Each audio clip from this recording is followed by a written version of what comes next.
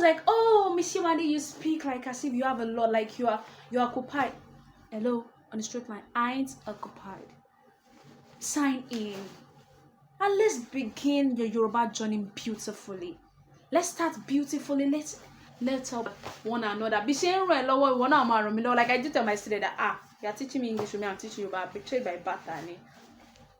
Let's start one lesson at a time. Ẹ̀kọ́ kan fún àkókò kan ni. Kanjú bí. Èmi ò ṣe wúruwúru to the answer, wúruwúru to the learning. I don't do that. One lesson at a time. Let me see you in class. Admission is on. Enroll yourself, enroll your kids, refer me. I teach gracefully. I am the teacher that has the interest of my students at the best interest of my students in learning, speaking, and understanding. Not just, you have to understand the Yoruba language thoroughly, with confidence.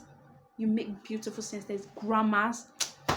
Let me see you in class. What the fuck?